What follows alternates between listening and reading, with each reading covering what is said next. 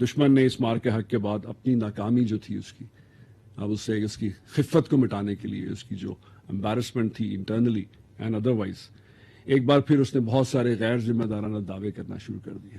آپ سب نے سنا ہوگا کہ کراچی کا راستہ سرکری کی طرف سے جاتا ہے، ہم پاکستان کو 4 ٹکڑوں میں تقسیم کر دیتے ہیں، اگلی دفعہ جنگ کا آغاز بھارتی بحریہ کرے گی، یہ سب بیانات ہم نے سنے۔ لیکن میں یہ باور کرانا چاہتا ہوں کہ زمانہ امن ہو یا جنگ، ہم اپنی خود مختاری، سمندری حدود اور بحری مفادات کا دفاع کرنا بخوبی جانتے ہیں، اور وہ جو نہیں جاننا چاہتے ان کو میں صرف مئی 2025 یاد کرواتا ہوں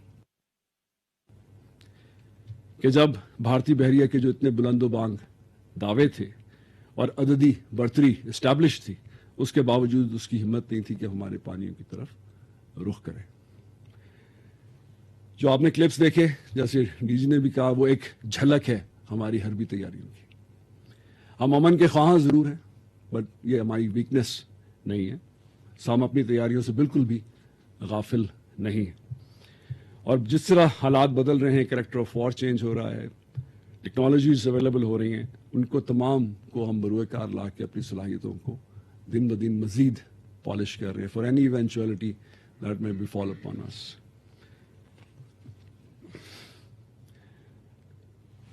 خواتین و حضرات، یہ جو پاکستان نیوی کا اب تک ایک ذمہ دار بحری قوہ تھا، اس کی وجہ یہ کہ ہماری اپنی بہت شاندار خدمات ہیں اس خطے میں، اور یہ بارہا ہم سنتے ہیں کہ ہم بہت عرصے سے کمبائنڈ ملٹری فورسز کو نہ صرف ایسٹس دیتے ہیں بلکہ ہم اس کی بارہا کمانڈ بھی کر چکے ہیں۔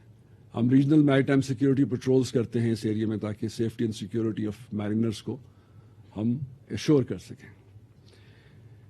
اس کے ساتھ ساتھ ہم نے ایک امن ڈائلاگ جس میں ہم دنیا بھر کے لیڈران کو یہاں بلا کے جو ہمارے کامن سیکیورٹی کے مسائل ہیں ان کو کیسے حل کیا جائے، اس ایکسائز امن ہم بہت عرصے سے کر رہے ہیں۔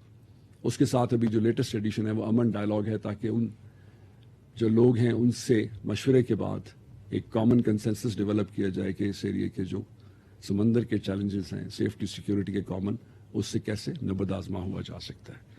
یہ سب آپ لوگوں نے دیکھے۔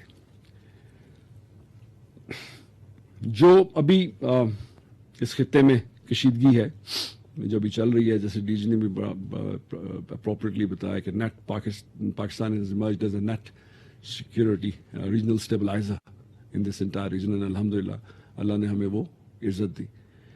انہی کٹھن حالات میں پاک بحریہ بھی اپنی ذمہ داریوں کو بہت احسن طریقے سے نبھا رہی ہے۔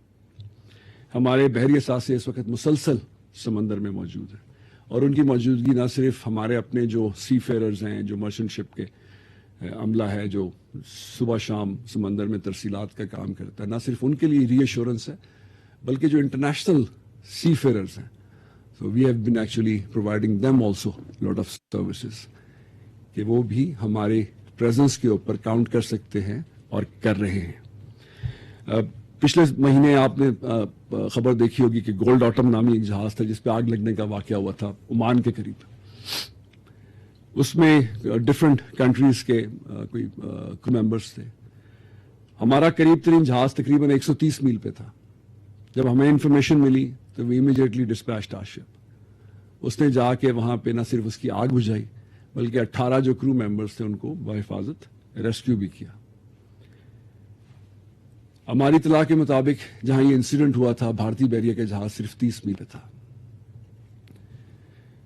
تو یہ جو خود ساختہ نیٹ سیکیورٹی پرووائڈر، اور اب انہوں نے اڈاپٹ کیا ہے نیٹ سیکیورٹی پارٹنر، یہ ہے اس کی اصل حقیقت۔